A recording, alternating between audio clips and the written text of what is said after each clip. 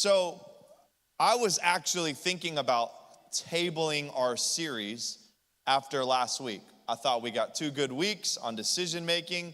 I was thinking, hey, you know what? Maybe we just wrap it up from there, we move on. And then this week I had a couple of different conversations with people that don't come here normally about decision making and walking them through things. And there were a few more things that came to my mind that we didn't cover yet. And then our team met on Tuesday, and I threw out the idea of what I wanted to do, and they were like, no, you need to keep going. So I said, okay, well, y'all chose. So anyways, here we go. But remember, if you remember, we said this every week, you make, as an individual, roughly 35,000 decisions a day. So when we think about it like that, it makes sense. And by the way, in case you were wondering, is that really true? Just think for a moment when you get in your car, okay? You decided, am I going to put my seatbelt on? Am I not? Am I going to turn on music, or am I going to be weird? When I turn on music, what music am I going to play? Am I going to listen to that song or this song or that country song? And then you're going to start your car, and then am I going to put my headlights on, or am I going to take them off? Am I going to use my blinker, or am I not? Am I going to go this way or that way? And if I go this way, do I want to go around, or am I going to go side? I mean, you could just imagine how instantly decision after decision after decision are happening. So tonight what I want to do is I want to continue a little bit about big decisions, and then I want to close down with just really one simple thought, but that I think will be helpful in actually making little decisions. Because the truth is, little decisions can be just as important as big decisions over time. One little decision here matched up with another little decision here, and the next thing you know, you could find yourself in trouble, or you could find yourself in a great place. So that's where we're going to go tonight. Let's jump in. Now, I've said this every week. I'm going to say it again. There's a disclaimer here, and that is this. If you don't have a relationship with Jesus, you're missing a key principle in the decision-making process. Doesn't mean you're incapable of making decisions, but you are missing a key principle in making wise and in particularly godly decisions. Why would making a godly decision matter? Great question. Same verse, I've read it every week, Ephesians 2:10. For we are his workmanship, created in Christ Jesus for good works, which God prepared beforehand that we should walk in them. God created you, put you on this earth to do something or some things. He's given a plan and a purpose for your life. As you walk with him, you will discover more and more of that plan and of that purpose. That being said, if God created you with a purpose for you to fulfill while you're here on the earth, the idea would be there really shouldn't be many decisions, if any, that you make away from him if he's the one that's got the ultimate plan for you. So without a relationship with Christ, you're missing not only some of the direction that comes with following him, but the ability to make wise decisions. So I just want to continue to say that every week. I think it's important. Now let's recap quickly what we've done. Each week we've tried to look at 2 key principles in making decisions. 2 key principles in making decisions. Let's recap the first 4 we did. First, we want to determine to be led by God and nothing else. We want to be determined in our decision-making process and in our lives to be led by God and nothing else. Second, if we're going to be led by God, we need to learn how to recognize his voice, to recognize God's voice. Then last week we talked about line it up or knock it out. And what we were referencing there was that the Bible is a great tool for you and I as we're making decisions. If it doesn't line up with the things God's called us to do in the Word, it's very easy to simply knock that off the option list because it's no longer relevant for you as a follower of Christ. And then finally we said, try it before you buy it. And it wasn't necessarily that you should go make a big decision and see how it turns out, but rather we take one small step at a time, one small step at a time. And as we move forward, we will sense the Lord continuing us to go, or we'll sense the Lord telling us to stop. So that's where we've been. And today we're going to look at 2 more. One I really want to zero in on for the majority of our time, and it's the first one, and it is this. It's the most inspirational thing you're ever going to hear. Are you ready? Yes. You don't know everything. Drop the mic. Brain exploded. You can all go home now. For real, actually, some of you probably needed to hear that tonight and just like let that sink in, because you're like, let me tell you something. I actually knew everything. I knew you were going to say that. I knew you were going to be wrong. Listen, you and I, we are not that smart. It will be very wise for you and I to just embrace that today. Now, am I saying that you are worthless, incapable of making any decision on your own? No, that's not what I'm saying in any way, shape, or form. But we tend to think in our culture today that we know a little bit more than we do. Or, I turned 21, I don't need anybody else. I got this thing. Bring on life. I'm ready, right? And then you're broke and you're living on the street 2 years later. The truth is, contrary to what most people would like to think, we really don't know that much. And that's encouraging when you understand what comes next. And that is this. God has a solution for that. He has a solution. We've looked at a few of them, but I want to show you another one. Proverbs 15:22. Without counsel, plans fail. But with many advisors, they succeed. What is God's solution to the fact, not the idea, the fact that you and I just simply don't know everything? We just simply don't know how to always make the right decision. He gives us a solution, and what does he say? Listen, you're going to need some wisdom and some experience that comes from other people. Now, here's the problem. Right off the bat, a lot of us will turn to people when we need something, but we're vacant from them in any other time, right? We'll run to that person we love and trust, but only when we need them. Otherwise, we're vacant. There's a problem with that. Here's the problem. If that person who you like to go to for your wise counsel doesn't know what's happening on the day-to-day, or we'll just say month-to-month of your life, they're gonna have a really hard time helping you decide where you're supposed to go or maybe what decision you're supposed to make because they haven't seen the full picture of your life.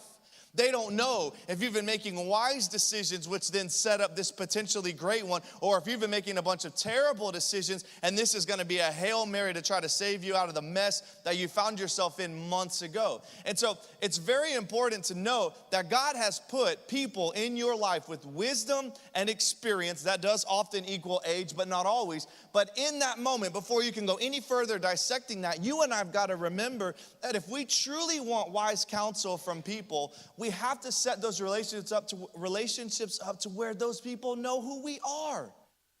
Right? Right? I think you're processing this still. That's okay. Let me give you an example. Stocky, come up here. We're winging it now. This is a hunky man right here. Maybe like a 7. The right side really greased. Stocky comes up. He says, hey, man, met a beautiful girl. Loves the Lord. On fire, going to church, reads her Bible, is encouraging me, challenging me even at times. And he's pumped. Stop, my moment. He's pumped. Here's the problem. I haven't talked to him in a year. Now, the last time I saw him, he was a missionary, traveling the country, which he is, following the Lord, serving him with everything he has. And I would have said, man, you have found a girl. This is great. But something happened in the last year. This is hypothetical now. In the last year, Stocky started struggling with some stuff.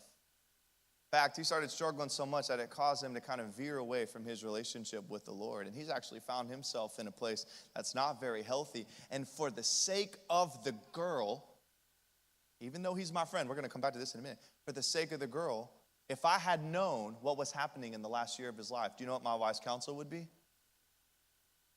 No way, Jose. Let's hang on a second. Because we got some stuff we got to work on with you first. For you and for her. But if I hadn't seen him in a year, and my last inclination of him was what he was a year ago, I would have said, this is awesome. You should go get married today. Maybe not today, 9 months, okay? But 9 months later, you should get married. And you know what's going to happen? Most likely, that path is going to continue to get muddied, and they're going to find themselves in trouble. See, I couldn't give him the right wise counsel because I did not realize what was happening in the last year of his life. Do you see what this means? Okay, you can be seated. Great job. Way to go. That was improv. Now listen, guys. This is important. This is important. Okay, this happened, by the way, with one of the conversations, which I'll never tell you any more about it, but one of the conversations I had this week where someone came to me for counsel, and I'm going, a little late. I really wish they're not in this room, don't worry. I wish you had come sooner because I could have been way more helpful. Now we're really doing cleanup. All right, we're doing cleanup. We got to go back to the beginning, but had I had a chance to walk with you, we could have shaved some of this off. We could have shaped some of this better. We might have been able to really take some steps forward, right? And so the reality is that's life. That happens. But I want to encourage you. You need to be thinking about who are the people that I trust the most Who are the people with wisdom and experience that I draw close to? I need to keep them close. I want them to know about me so that when I get to a place that's a major decision, especially one that might change the trajectory of my life, I'm going to someone that truly understands what's best for me. So what does this look like? Well, I think of three things. This isn't the end all, but I think of three things. I think of everyone in this room, if I had to say, if everyone in this room could have a Paul and a Jonathan in their life. I'm going to add one more in a second, but a Paul and a Jonathan. What is a Paul? Paul would be as Paul was to Timothy. It's someone that's a mentor, someone that's older, someone that's seasoned, that has experience, that has been through life, maybe even been through some of the very things you've been through. It's someone that you can look up to and say, I need help. I'm trying to make a decision. I need some wise counsel. Can you help me using your experience and your knowledge of me, help navigate me through this situation? A Jonathan comes from the illustration of Jonathan and David in the relationship that they had as they walked together through life as close as two brothers could be. They weren't brothers, but they almost as brothers. And as they navigated life and as they looked out for each other and they protected each other, even in circumstances that were a little crazy and didn't make sense. We all need someone like that. A male with a male, a female with a female, that's important as well, that could walk with you through life, that you could say, hey, I'm thinking about making this decision, what do you think? And they could go, whoa, and I love you're excited about that, but listen, I know you. I think this could be a problem. I think this could be dangerous. Or this looks incredible. I think we should slowly move forward. This looks like a good thing. But your Jonathan is not just the person sitting next to you tonight. It's not someone you know across the room. It's someone that truly knows everything about you, that you open up with. It's not supposed to be a lot of people. It's one or two people like that in your life. Here's the third. I would say a Paul, a Jonathan, and then someone with special interests, okay? What's that mean? Well, think about it. If you're trying to make a decision in a career field of maybe the medical field, right? Someone with experience in the medical field may be very helpful, unlike your Paul or your Jonathan, for that particular decision. So I would say keep your group small. I think I'm jumping ahead here. Yeah, let's stay focused, Chad. Sorry. Relax. Okay. Here's what we need to know. A couple of thoughts. We'll get to that one in a minute. Here's number one. In this realm of seeking wise counsel, here's the first. I'm going to go through these quickly. If you write down, this will be good. You have to ask for it. Seeking wise counsel, you have to ask for it, okay? Now, don't get me wrong. There are people in the world that will gladly tell you everything that they think about you. Those are probably not the people you want in this category, okay? Typically with your wise counsel, you are going to approach them most of the time because they just won't know what's going on. You're going to have to present yourself to them so that they can understand. But also remember, when someone tells you what to do when you don't ask, it usually rubs you the wrong way. We deal with this with parents, okay, with moms. When another mom says, oh, well, you should probably try that. And the mom, even if it was the most genius idea, the other mom will look at the other mom and be like, oh, okay, yeah, you stick to your kid, I'll stick to my kid. Right? It's just something about people telling you what to do when you don't ask for it that tends to rub us the wrong way. Don't get me wrong, it can be helpful at times. So what we're looking for is this is something that you initiate. So that's the first thought in wise counsel. Number two, don't get too much advice.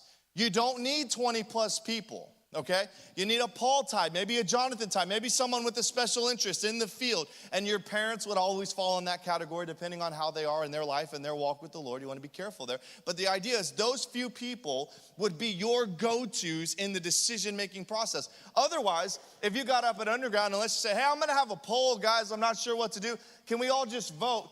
You're going to get two different answers, right? Most of the time. And it's going to muddy the water. It's going to become confusing. And what you're going to find is it's not very helpful, actually. So you want to get the people closest to you. You don't want to have too many. You want to have just enough that can help you navigate that decision. Here's number three. Be subjective in sharing the decision factors. Okay? Let me translate this. Let's say you had a decision to go to college either here or there, school A or school B. Now, you really want to go to school A, but school B is an option too. When you're sharing the details, you're going to say, well, school A has this, and school B has, well, this and this, right? Because you really want to go to school A, and so you're hoping your wise counsel will jump on board with what you're thinking, or maybe it's a relationship. I'm sorry, we went there.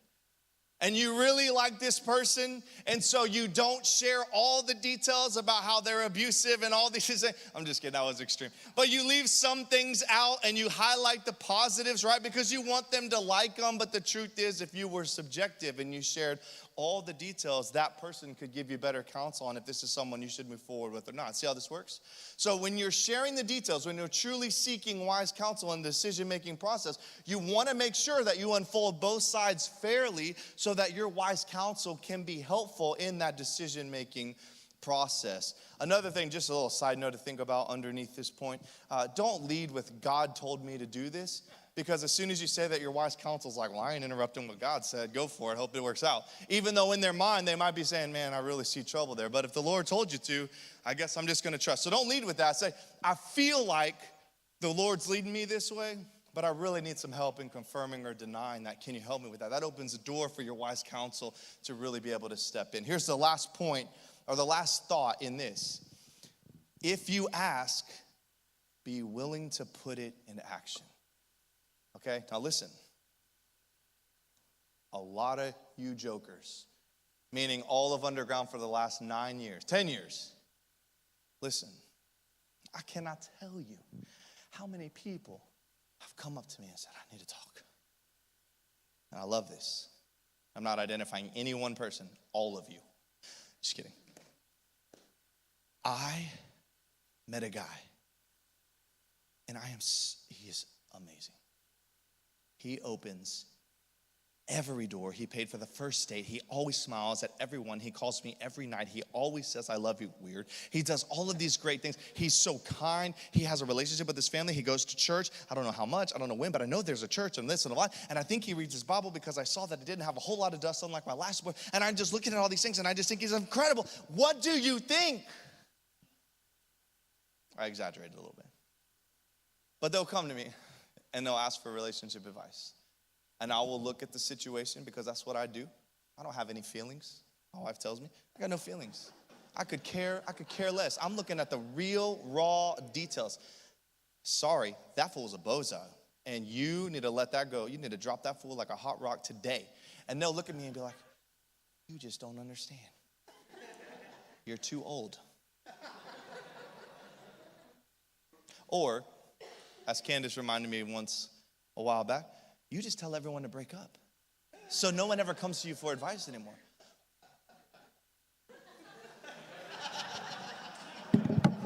Because I'm right.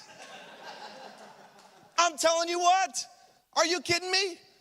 Listen, I'm sorry if you're sitting next to him right now. I was gonna go. Most of you have needed to break up with whoever it was that you were dating. Oh, but you don't understand. You know what happens? And I'm making light of this because I want you to see the point. But I am being serious. So you know what happens almost every time? Almost every time. Because I mean it. When I say I give you honest advice, it really is. It's not because I like one person over the other. It's just the truth.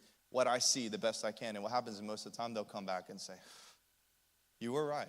They'll hide a few things because they don't want me to be totally right, because I understand. But they will say, you're right. I wish I had listened to you. I wish I had listened to you. Okay, no, don't get me wrong. I do get things wrong. Please hear me that clearly. But so many times, it's because it's always the same, guys. After 9 years of watching relationship after relationship unfold, trust me, I see patterns. And so oftentimes I can see from a mile away, man, there's danger there. You should be careful. And sometimes it works out and I'm wrong, and I just say, man, that's awesome. Then it must have been meant to be if it could pass all of that. But for most people, you jump in, you get excited, you're not seeing clearly, you're just head over heels, you're in love, and everything just seems great. But the truth is there's so many red flags, but you just can't see them because you're a little blinded. And so at the end of the day, what you got to remember is if you're going to come to someone and ask for advice, you got to make sure you're coming willing to listen, not just hear. Right? Of course, you can hear all the things and it can all pounce off you, and you can listen to all the podcasts and listen to marriage counseling. You can even call Oprah if you want. But if you're not willing to listen, that wise counsel is invaluable to you. It has no value to you. It has no value to you whatsoever. Now listen, I'm not saying every person's right, and I'm definitely not saying that I'm always right. But if you're going to come ask for help, be ready to swallow what it is they have for you. Because what they have for you, listen, if you're asking the right people, they're not worried about your feelings. They're worried about your life. They're worried about your future. And listen, if you come up to one of your good friends and they tell you, I think this girl is not good for you, you should listen. because they probably know you best. And it's not because they're jealous. It's because they truly want the best for you. Or if you think, I'm going to do this, I'm going to leave this to go here or make this decision, and they say you should just proceed with caution. Listen, because our wise counsel is who? It's the people that we've allowed to know us best. I believe we should bring back where parents decide who you marry. It's not just because I have a daughter. Not at all. I think the Bible had that. I think the Bible had everything right, be clear. But above other things, I think it had that right. Do you know why? Because your parents don't get butterflies. Your parents could care less about feeling. They can look at you and look at that person and say, that looks like someone that can take care of you, that's going to provide for you, that's going to love. Do you know that in the South Indian Asian cultures, they still do this to an extent? And you know what? This is fascinating. I've actually talked to people current day that have this. You know what they say? The difference is we don't fall in love and get married. We get married and then fall in love. And I thought, I hear you back there. I got you. And I'm thinking, oh, people need to hear that. I said, now granted, listen, I'm not saying you should marry some hobo off the street and be like, I'm going to fall in love with you after we get married. There's some wise counsel here. But the truth is, it's about being subjective.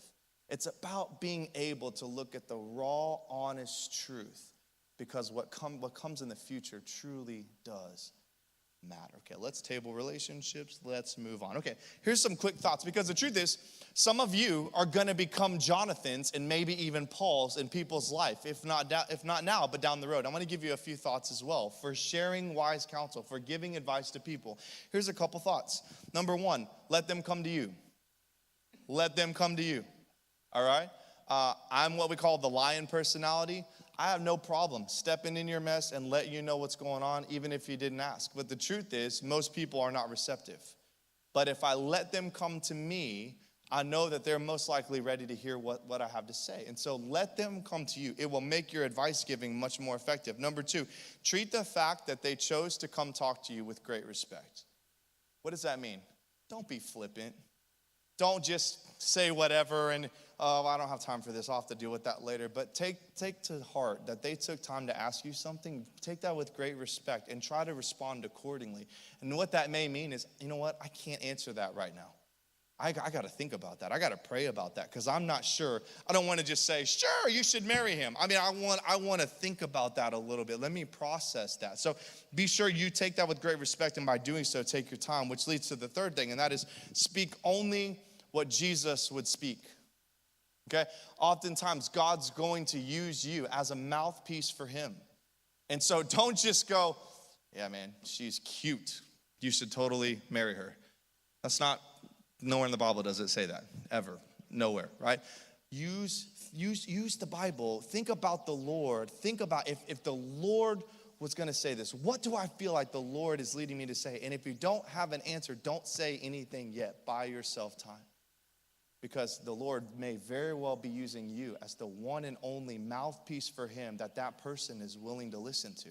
So we take it with great respect and we do our very best to only speak the things that we feel Jesus is leading us to speak, because it could very well be part of the trajectory of their life. And there may be some times where you go, man, that's above me. I'm not sure I can answer that. So let me give you a thought, but you need to be careful with what I'm saying. You need to seek the Lord. That's important. And finally, be subjective in your advice. Be subjective in your advice. I see this all the time. When a kid will go to mom or will go to a best friend and they start telling the story, and you empathize with them because you care about that person.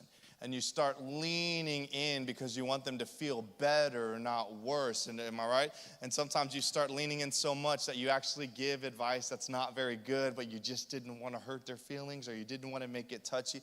When the truth is, even though they were hurting, they really needed to hear that what was happening needed to happen, or for instance, or something like that. And so be very careful when you're giving advice that you don't get too caught up in who is there in front of you, but rather really process the situation and tell the truth. Sometimes the best thing that could ever happen to us is to hear the thing that's hardest to hear, because it always hurts less now than later. And I don't know about you, but I hate looking back and going, oh, I wish I had told them something different. I wish I had said something. I wish I had taken more time. I wish I knew more about the situation. So those are just some quick thoughts about giving advice. Here's the last point, last key principle I want to give you just really quick. Do what Jesus did. This is back to us in making decisions. What does this mean? Well, the most important decision that we can see through Scripture that Jesus made on his time on this earth as our example is the Garden of Gethsemane. Let me read this to you. Matthew 26:38 says this. Then he said to them, my soul, he's speaking to the disciples, my soul is very sorrowful, even to death. Remain here and watch with me. And going a little further, he fell on his face and he prayed, saying, my Father, if it be possible, let this cup pass from me.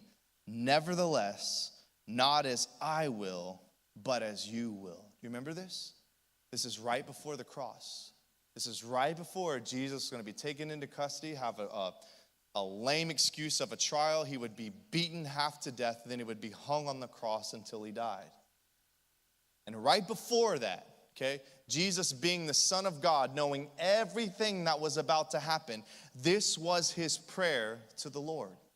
And what did he say? If there's any other way, if there's not, your will, not mine. Your will, not mine. Listen, here's what he did. He, big word, consecrated himself before God. Here's the definition of that, in case you were wondering. To devote to a purpose.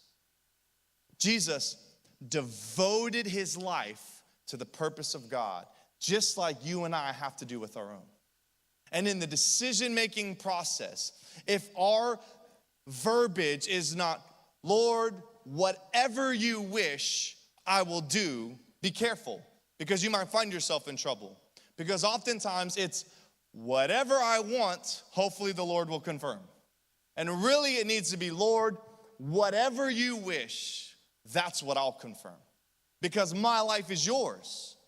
My life is yours. And I know if you created me, if you have a plan for me, why would I want to do anything away from that? I want to be linked up with you because you're the one that put me here with the purpose. And so what Jesus did is the same thing that you and I do. It's the picture of we consecrate ourselves. We set ourselves aside for a purpose, and that purpose is the purpose in which God has put in your life. And every decision we make, and particularly the big ones, have to line up under that umbrella. Lord, whatever you would do. You want me to date him or her? I'll do it. If not, I won't. You want me to take this job? I will. If not, I won't. You want me to go on this mission trip? You want me to say yes to this? You want me to do that? Serve here, go here, work here, quit now. Whatever you want, Lord, I just want to fulfill the purpose that you have for me. But man, do we not get so caught up thinking about what we want and hoping it lines up with God. Oh, hopefully she will be the one God has for me. And that's not how we go through life.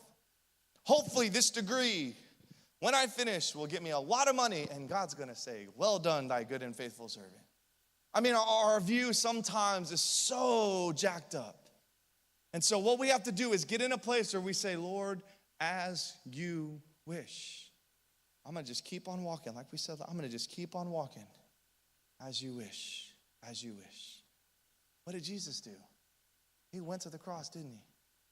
He went to the cross. Why do we call it the passion of the cross, the passion of the Christ? Because he went with zeal. He went with purpose. He went with a heavy heart, but he did it because he knew it was what God was calling him to do, and he did it with passion because he wanted it to line up with the purpose in which God had placed him in that very moment. And if you and I could make decisions based on that kind of following of the Lord, I'm telling you, our decisions get a lot easier and they become way more effective. Your degree that sounded good because it might make you a lot of money all of a sudden becomes a field in which you're studying that God could use you to maybe possibly even change the world. It's a totally different ball game, but it all comes under the umbrella of, Lord, as you wish. And here's the thing, a lot of us do this with exceptions. We say, Lord, whatever you wish, as long as it's kind of over here. Okay, so let's think about college for a minute. So, and I know some of you are already done, but You got out of high school and you thought, okay, Lord, I'll go wherever school you want, just not in Texas. Just not in Texas. Like, I want to be away from my parents. But if you could send me to Maine, you could send me to Oklahoma, Florida, Hawaii, okay, wherever you want, Lord, just not in Texas. And so you've created an exception. But here's the thing. What you and I don't realize is that what could be waiting for you in Texas may be the very thing, by the way, that's always a good place to start in Texas. Anyway, could be the very thing he needs you to experience. So I think about Sarah. When Sarah was getting ready to go to college, you know where she wanted to go? Baylor. She wanted to go to Baylor. Her heart was set. She had some other school, but at the end of the day, it was Baylor. There's one, yeah, I got you. Baylor, but there was a problem. There were some finance issues with the family. Couldn't do it right away. Had to stay home while all the friends went away to Lone Star. All went to Baylor, and she had to stay at Lone Star. She stayed here. She went for a whole year here. Listen, now she was good because she's a unique specimen in this world. And so it didn't bother her too much, but I'll tell you what, watching all her friends leave and knowing she had to hang back, it did bother her a little bit. And I remember her telling me the story. I didn't know her then, telling me the story about how frustrated she was, but she was okay because it was going to be okay. She was going to end up there one day. You know what she found at Lone Star? Do you know what she found? Not Jesus, me. That's right, baby. That's right. She could have gone to Baylor and got stuck with one of you bozos. But no. Because she stayed where God needed her to stay for, I think the Lord literally kept her here so that we would meet, because we weren't meeting at Baylor. Let's just be honest. I wasn't going to make it, okay? I think the Lord linked it up so that could happen. And then you know what she did? That next year, she took off to Baylor. She graduated school. She finished college in 3.5 years. Dedication. Make a note. So you never know. You never know what obscure plan or what obscure turn you might have to take on your journey. But making decisions to trust and follow the Lord, I'm telling you, that is where the gold is. And it may never look like you think, but when you look back, you go, she'll tell you. She didn't really care too much for her Lone Star days. It's a good school, by the way, but she didn't care for it too much because she wanted to be at Baylor. But you know what she found? She found her future husband. She was okay with that. She also found a church, this church, that she got to start plugging into, and she got to come home to when she finished school, and she had a home church that she's been in every year since. God can do a lot in the little misdirections, at least that look misdirections to us. Don't ever forget that. Last little thing. In making little decisions, can I just say this quickly? We talk about big decisions a lot, but there's some little decisions in life that we make, like every day, about 35,000 of them. Here's a thought.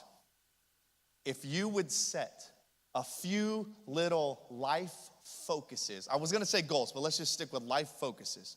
A few little life focuses, it'll help your little decision making to be easier. So here's an example.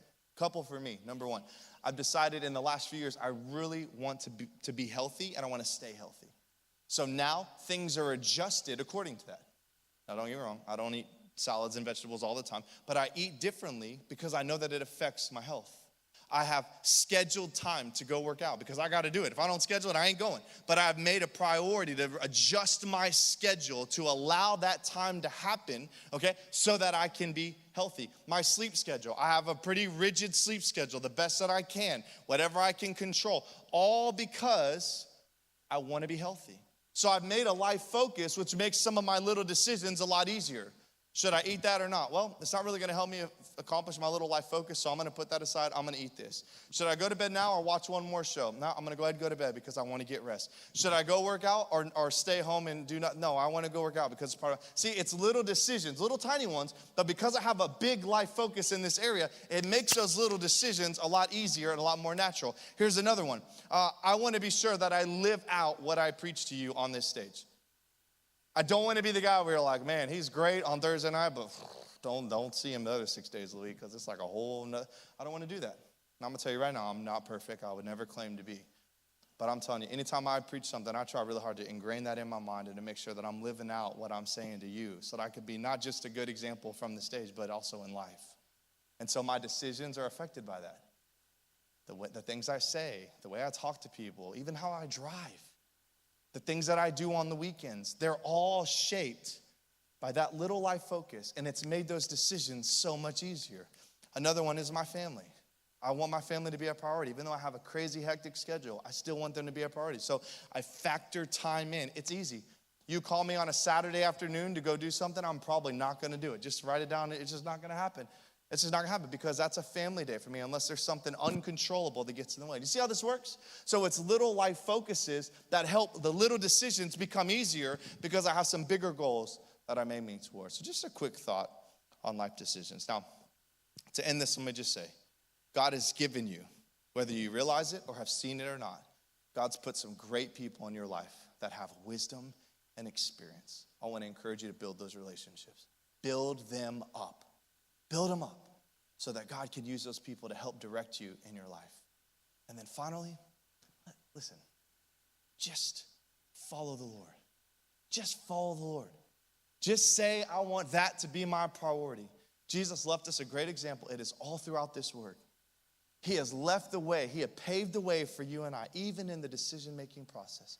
Set yourself aside for the purposes of God and watch as those decisions begin to grow into something fruitful rather than a regret you're going to have to get forgiveness for and start back over.